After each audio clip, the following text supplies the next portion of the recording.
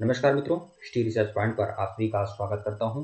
BPSC junior teacher भर्ती SST history की test series चल रही है और यह टेस्ट सीरीज संख्या 6 है मित्रों।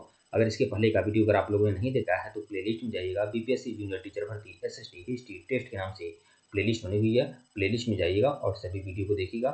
ठीक है, तो यह टेस्ट सीरीज संख्या 6 है मित्रों।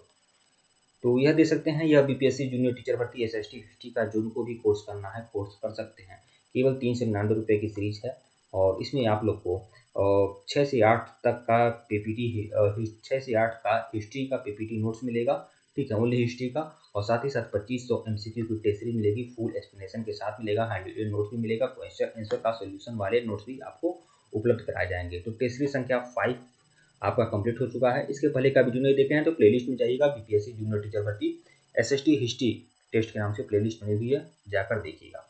तो टेस्ट सीरीज संख्या 5 हम लोगों ने देख लिया था, अब हम टेस्ट सीरीज संख्या 6 देखेंगे। प्लेलिस्ट बनी हुई है, क्रम से आप सारा वीडियोज देख सकते हैं। ठीक है, टेस्ट सीरीज संख्या 6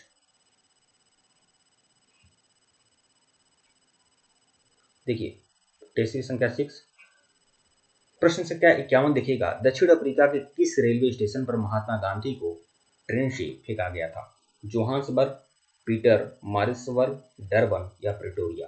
तो वह रेलवे स्टेशन कौन था जहां महात्मा गांधी को अपमानित करके उन्हें ट्रेन से फेंका गया था? तो वह स्टेशन है पीटर मारिट्सबर्ग, जो कहाँ है? ठीक है, साउथ अफ्रीका में है। विकल्प बी जो है आपका सही है। इसकी व्याख्या देख लीजिएगा। 7 जून 1893 में यह घटना घटी थी। ठीक है, गांधी जी को नस्ली भेदभाव के चलते साउथ अफ्रीका की ट्रेन से पीटर मैरिट्सबर्ग रेलवे स्टेशन पर धक्के मारकर उतार दिया गया था। यह स्टेशन बहुत ज्यादा महत्वपूर्ण है, यहाँ पर महात्मा गांधी की स्टैच्यू लगी हुई है। ठीक है, प्रश्न संख्या 52 देखिएगा। किस गवर्नर जनरल के कार्यकाल में 1921 में कलकत्ता में विक्टोरिया मेमोरियल हॉल का निर्माण किया गया?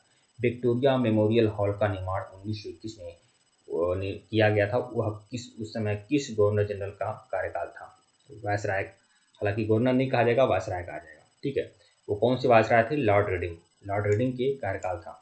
और कलकत्ता में विक्टोरिया मेमोरियल हॉल का निर्माण किया गया था 1921 में, लॉर्ड रीडिंग के कार्यकाल में। ठीक है, अच्छा, यह लॉर्ड रीडिंग जो है ना, जितने भी गवर्नर जनरल और वायसराय रहे हैं भारत में, यह यहूदी वायसराय या यहूदी गवर्नर जनरल यही थे, लॉर्ड रीडिंग। उसके अलावा जितने भी थे सब क्रिश्चियन थे। इस एक्सप्लेनेशन देखिएगा। विक्टोरिया मेमोरियल कलकत्ता में स्थित एक स्मारक है। 1906 से 1921 के बीच में निर्मित यह स्मारक रानी विक्टोरिया को समर्पित है। इस स्मारक में शिल्पकला का सुंदर मिश्रण है। इसमें मुगल शैली के गुंबदों में शाह सैनिक और पुनर्जागरण काल की शैलियां दिखाई जा पड़ती हैं। मेमोरियल में एक शानदार संग्रहालय है जहां रानी के पियानो और स्टडी डेस्क सहित 3000 से अधिक वस्तुएं प्रदर्शित की गई हैं। तो मतलब विक्टोरिया मेमोरियल हॉल बनाया गया है, विक्टोरिया स्मारक बनाया गया है, कहाँ? कलकत्ता में बनाया गया था, 1921 में बनाया गया था। और किसके समय में बनाया गया था? लॉर्ड रीडिंग के कार्यकाल में बनाया गया था। प्रश्न 53 देखिएगा। अमृत बाजार पत्रिका की स्थापना किसने किया था? गिरीशचंद्र घोष ने किया था, हरिश्चंद्र मुखर्जी ने किया था, एस.एन. बनर्जी ने किया था, या शिशिर कुमार घोष ने किया था? किसने किया था? तो यह देख लीजिएगा। इसमें आपका शिशिर कुमार घोष, विकल्प डी जो है आपका सही है, शिशिर कुमार घोष ने किया था। ठीक है, एक्सप्लेनेशन देखिएगा। अमृत बाजार पत्रिका एक प्रमुख भारतीय समाचार पत्र था जिसका प्रकाशन बंगला भाषा में होता है। बंगला भाषा का यह समाचार पत्र था। इस समाचार पत्र की स्थापना शिशिर कुमार घोष तथा मोतीलाल घोष नामक 2 भाइयों ने किया था।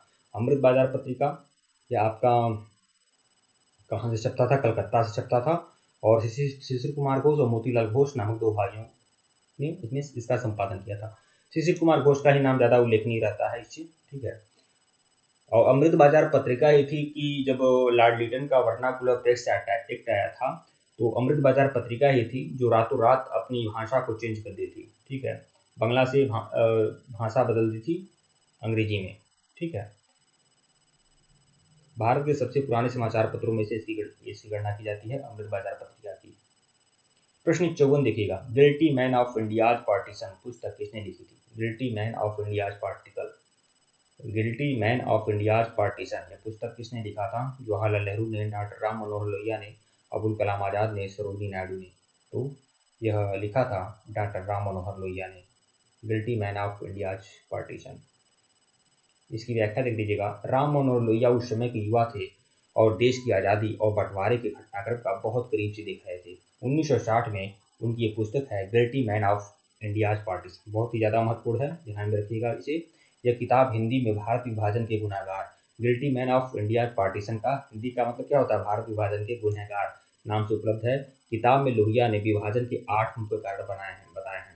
ठीक है, 8 मुख्य कारण बताए हैं। कौन कौन से कारण बताए हैं इसे भी आप देख लीजिए। ब्रिटानी कपट, कांग्रेस नेतृत्व का ढलान, फिर हिंदू मुस्लिम दंगों की प्रत्यक्ष परिस्थिति, जनता में दृढ़ता और सामर्थ्य का अभाव, गांधी की अहिंसा। ठीक है, गांधी की अहिंसा को भी दोष दिया था राम मनोहर लोहिया ने।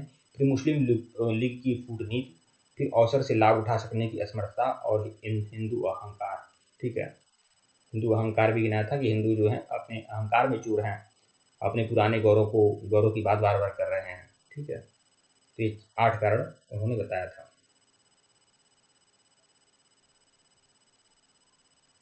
ठीक है, प्रश्न 55 देखिएगा, निम्नलिखित में से किसने सोम प्रकाश नामक समाचार पत्र शुरू किया था। सोम प्रकाश समाचार पत्र किसका था, दयानंद सरस्वती का था, ईश्वर चंद्र विद्यासागर का था, राम मोहन राय का था, सूर्यकांत बनर्जी का था। सोम प्रकाश जो है ईश्वर चंद्र विद्यासागर का समाचार पत्र है। विकल्प बी जो है आपका सही है। देखिए इसका व्याख्या देख लीजिएगा। बांग्ला साप्ताहिक सोम प्रकाश का प्रकाशन 1859 में हुआ था। अब सोम प्रकाश का प्रकाशन कब हुआ है, 1859 में हुआ है। ईश्वर चंद्र विद्यासागर ने इसका प्रकाशन किया है। प्रश्न 56 देखिएगा, किस सिख गुरु ने फारसी में जफरनामा लिखा था। जफरनामा किसने लिखा है, गुरु हरिराय ने, गुरु हरिकृष्ण ने, गुरु गोविंद सिंह ने, गुरु तेग बहादुर ने। तो गुरु गोविंद सिंह ने।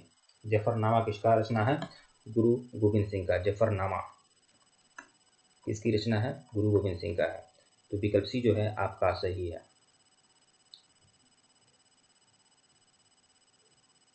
देखिए जफरनामा अर्थात विजय पत्र गुरु गोविंद सिंह द्वारा मुगल शासक औरंगजेब को लिखा गया था। जफरनामा दशम ग्रंथ का एक भाग है। इसकी भाषा फारसी है। इसकी भाषा क्या है, फारसी है। प्रश्न 27 देखिएगा, क्लाइव को बंगाल का गवर्नर बनाया गया था।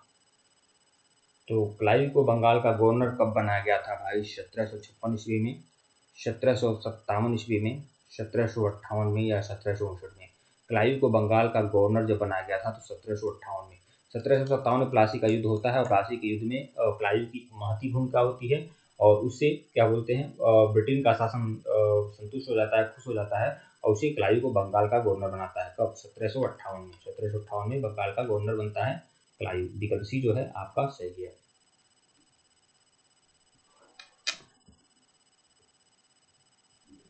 देखिए बंगाल के गवर्नर प्लासी के युद्ध के समय बंगाल में अंग्रेज, देखिए प्लासी का जब युद्ध हुआ था उस समय बंगाल का गवर्नर कौन था, तो उसमें बंगाल का गवर्नर जो था डेक था। डेक नामक अंग्रेज बंगाल का गवर्नर था। ध्यान रखिएगा, प्लासी के युद्ध के समय गवर्नर नहीं था क्या बोलते हैं, क्या बोल ये है आपका क्लाइव। क्लाइव गवर्नर नहीं था बंगाल का। ठीक है, बंगाल का गवर्नर उसमें था डेक। ठीक है, लेकिन प्लासी के युद्ध के बाद क्लाइव ने अपनी बुद्धिमत्ता का प्रदर्शन किया। इसके कारण प्लासी के विजय के बाद ईस्ट इंडिया कंपनी ने क्लाइव को क्या बना दिया, बंगाल का गवर्नर बना दिया। जबकि प्लासी का युद्ध जब हुआ था उसमें गवर्नर डेक था।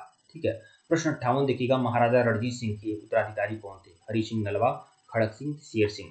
ठीक है, या नौनिहाल सिंह। मैं आपको क्रम बता दूं, महाराजा रणजीत सिंह के बाद खड़क सिंह बनते हैं। महाराजा रणजीत सिंह के बाद कौन उत्तराधिकारी बनते हैं, खड़क सिंह।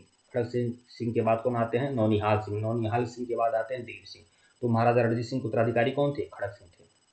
महाराजा रणजीत सिंह, खड़क सिंह, नौनिहाल सिंह, फिर दिलीप सिंह। ठीक है, विकल्प बी जो है आपका सही है। महाराजा खड़क सिंह जो है 22 फरवरी 1801 से 5 नवंबर 1840। कौन, ये खड़क सिंह नहीं है भैया, गलती हो गया है, रणजीत सिंह है। रणजीत सिंह का कार्यकाल क्या था, रणजीत सिंह का कार्यकाल था बड़े महाराजा रणजीत सिंह, जिन्होंने बाबा विश्वनाथ मंदिर में 10 कुंटल सोना दान किया था। ये आजकल के सिख कहते हैं, आजकल के लोग कहते हैं, केवल राजनीतिक दबाव, राजनीतिक वजह से ही, मतलब कि आज सिख एक अलग धर्म माना जाता है, राजनीतिक कारण है, बल्कि हालांकि सिख अलग धर्म नहीं है, सिख एक मत है, हिंदू धर्म में ही समाहित है। रणजीत सिंह जो थे ना, इन्होंने अमृतसर का जो गुरुद्वारा है, अमृतसर का हरमिंदर साहिब है, वहाँ पर उन्होंने सोना दान किया था। लेकिन उससे उसके उसके पहले इन्होंने बाबा विश्वनाथ मंदिर में 10 कुंटल सोना दान किया था। 10 कुंटल सोना बाबा विश्वनाथ मंदिर में दान किया था और ज्वाला देवी मंदिर में भी करोड़ों का सोना दान किया था। वह अपना कोई हीरा भी जगन्नाथपुरी के मंदिर में दान करना चाहते थे। तो ऐसे थे राजा रणजीत सिंह। ठीक है, ये केवल कुछ वर्षों से, कुछ वर्षों नहीं, मतलब कि देश की आज़ादी के बाद एक ऐसी परिस्थिति बन गई कि इसे अलग कौम के रूप में दिखा दिया गया सिखों को, क्योंकि सिख जो है अलग मत है। इस तरह से हिंदू धर्म में बहुत सारे मत हैं सनातन में, वैसे ही सिख एक अलग मत है, सिख एक अलग धर्म नहीं है। ठीक है। पंजाब और सिख साम्राज्य के एक सिख शासक थे महाराजा रणजीत सिंह, और इन्होंने जून 1839 में उन्हें पिता रणजीत सिंह का उत्तराधिकारी बनाया गया था।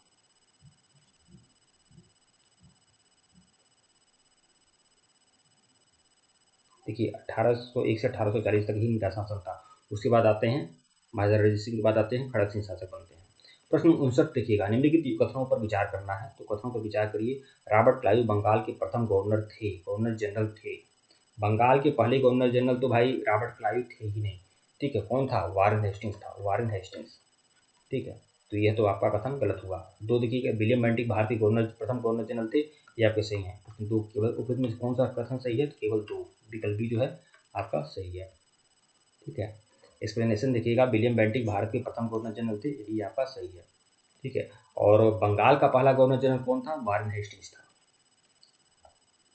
प्रश्न 60 देखिएगा, भारत में प्रथम रेलवे लाइन का निर्माण 1853 में किन नगरों के बीच में हुआ था?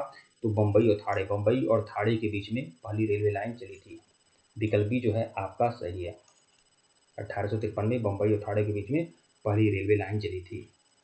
देश में पहली रेलवे लाइन 16 अप्रैल 1853 को बम्बई के बोरीबंदर रेलवे स्टेशन से, बोरीबंदर स्टेशन जो कि अब छत्रपति शिवाजी महाराजा टर्मिनल स्टेशन कहा जाता है, बोरीबंदर स्टेशन को इस समय छत्रपति शिवाजी महाराज टर्मिनल स्टेशन कहा जाता है। तो बोरीबंदर स्टेशन से ठाणे के बीच में चली थी। ठीक है, इस ट्रेन में लगभग कितने यात्री सवार थे? 400 यात्री सवार थे। ठीक है मित्रों, वीडियो को लाइक और चैनल को सब्सक्राइब करेगा, टेलीग्राम को बिल्कुल ज्वाइन करेगा, लिंक डिस्क्रिप्शन में दिया गया है। इसके पहले का वीडियो नहीं देखे हैं तो प्लेलिस्ट में जाइएगा। BPSC PGT, BPSC junior teacher भर्ती, BPSC junior SST history test के नाम से प्लेलिस्ट बनी हुई है, जाकर देखिएगा। केवल 399 रुपये की सीरीज है, 399 रुपये में बीपीएससी जूनियर टीचर भर्ती एसएसटी हिस्ट्री की कंप्लीट तैयारी आप लोग की कराई जाएगी। लगभग 2500 प्रश्नों की सारगति सीरीज मिलेगी, व्याख्या के साथ मिलेगी, और क्लास 6, 7, 8 हिस्ट्री का पूरा पीपीटी नोट्स आपको मिलेगा, और वन लाइनर सीरीज भी मिलेगा, केवल 399 रुपये की सीरीज में। ठीक है मित्रों, धन्यवाद आप लोग को। और हमारा ऑफिशियल व्हाट्सएप नंबर डिस्क्रिप्शन में भी दिया गया है, और यहाँ पर भी शो हो रहा है, यह हमारा ऑफिशियल व्हाट्सएप नंबर है, ध्यान रखिएगा, 8318, ठीक है, 397276, ये हमारा ऑफिशियल व्हाट्सएप नंबर है। ठीक है मित्रों, धन्यवाद आप लोग को। टेलीग्राम बिल्कुल ज्वाइन करेगा, लिंक डिस्क्रिप्शन में दिया गया है। धन्यवाद।